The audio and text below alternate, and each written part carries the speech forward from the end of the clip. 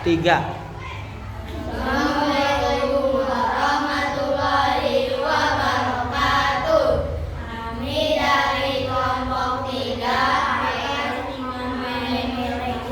legenda Rangga Gading. Anggotanya adalah saya Hamzah menjadi warga. Saya Nanis menjadi Rangga. Saya Faik, saya menjadi Rangga Gading. Saya Aldi, saya menjadi kakek tua. Saya Raka, saya menjadi Nanaka.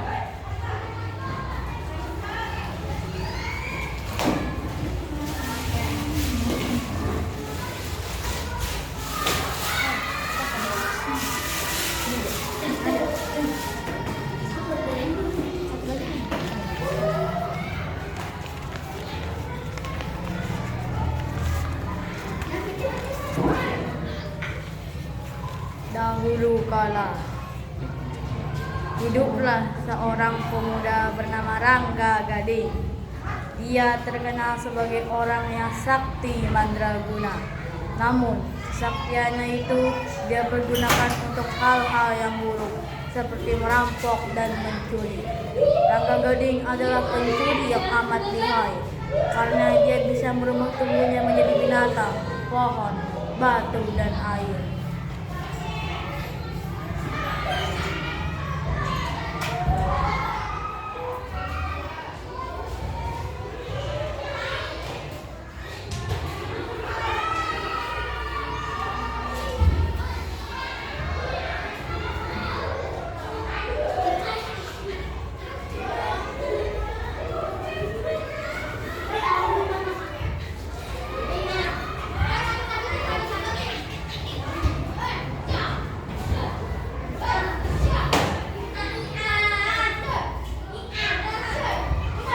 Rangga Gading pun berubah menjadi pohon.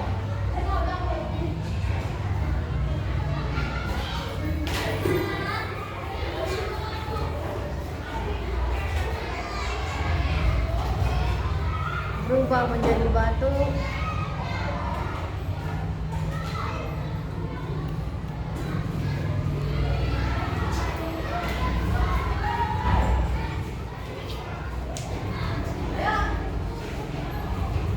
Dan berubah menjadi burung gagak.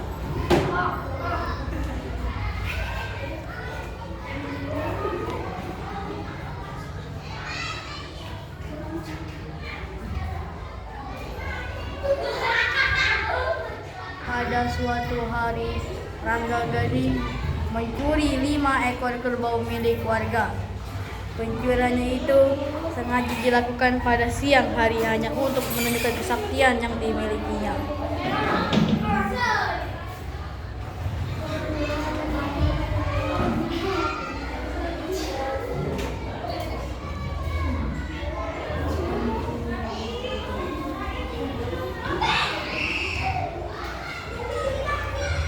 Saat warga mengetahui kerbau-kerbau mereka dicuri, para warga beramai-ramai memburu dan mencari pelakunya.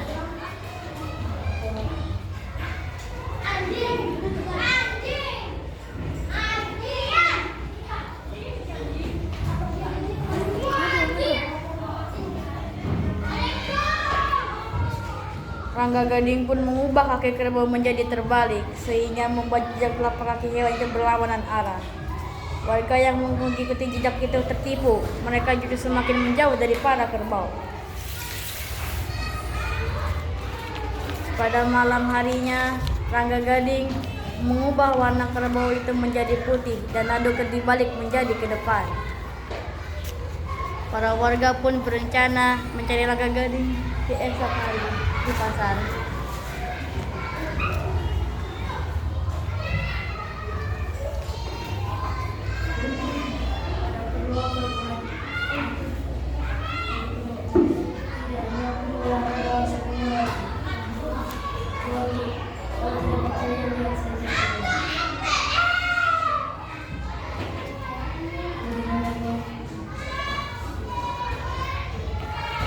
Akhirnya Rangga Gading pun terlepas dari kejaran para warga.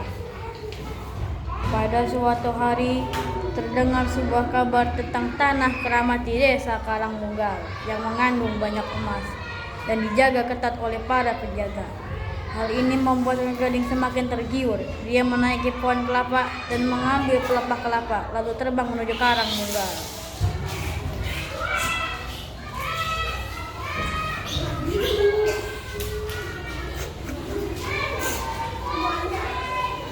Sampainya di karang Nunggal, Rangga Gading berubah menjadi seekor kucing untuk mengelabui para penjaga. Para penjaga pun terkecoh, dan dengan mudah Rangga Gading pun masuk tanpa dicurigai oleh penjaga. Setelah sudah aman, Rangga Gading mengeruki tanah yang berisi emas itu dan memasukkannya ke dalam karung.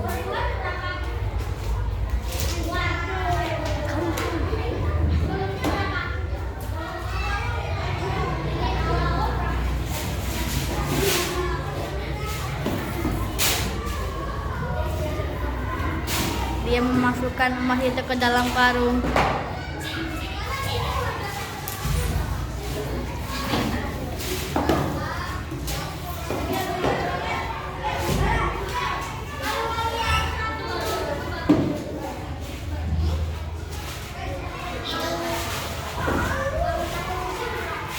Lalu memanggil pelepah kelapanya kembali dan terbang meninggalkan karang Nunggal.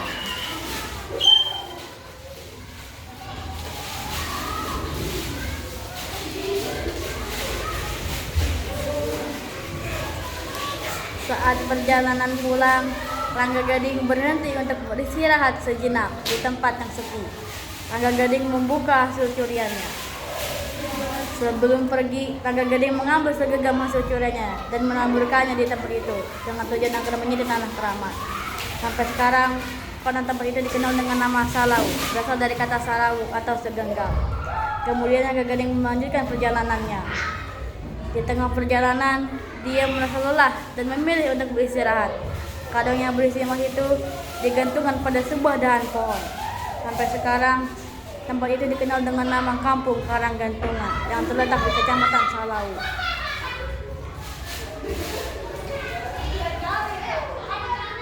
Bangun dari istirahatnya, Rangga Gading pun melanjutkan perjalanannya kembali. Saat di tengah perjalanan, dia merasa gerah dan banyak mengeluarkan keringat. Sayup-sayup terdengar riak air dari kejauhan. Dia berpikir mungkin dengan mandi dapat membuatnya segar kembali. Maka dicarilah sumber suara air itu. Rangga Gading menyelinap belukar hingga akhirnya sampai di sebuah mata air. Sebelum mandi, dia menggantungkan karung yang dibawanya. Karung itu berayun-ayun, tertiup angin atau gonta-ganti tak mau diam. Sampai sekarang kampung itu dikenal dengan nama Kampung Gonta-Ganti. Ketika sedang asik menikmati kesegaran mata air itu, tiba-tiba di hadapannya telah berdiri seorang kakek tua.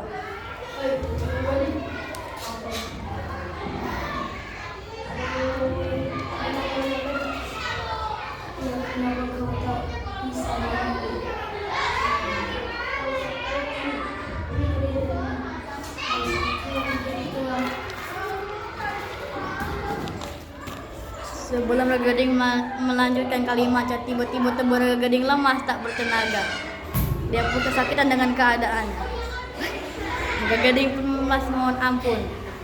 Dan akhirnya kakek tua melepaskan mantranya.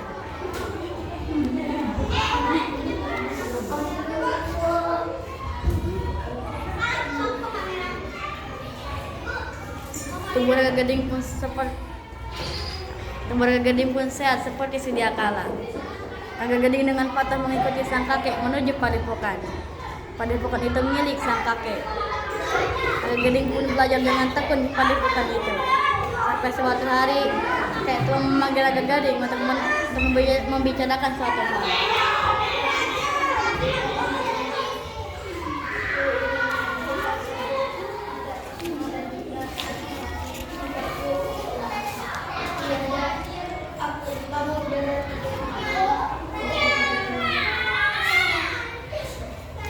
Setelah sang kakek tiada, Rangga Gading pun menjadi pemimpin padepokan. Padepokan itu semakin terkenal dan murid-murid Rangga Gading pun semakin banyak.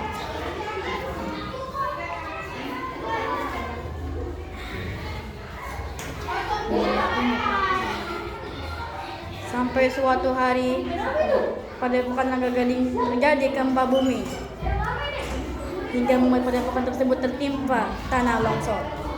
Saat kejadian bencana tanah longsor itu, murid-murid sedang tilam atau tidur.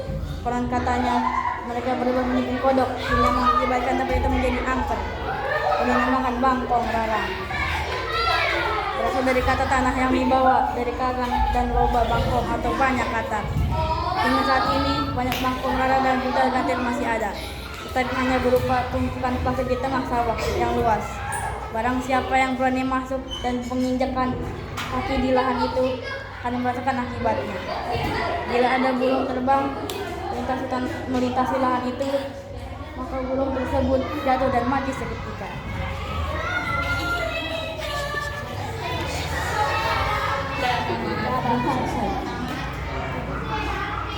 Assalamualaikum.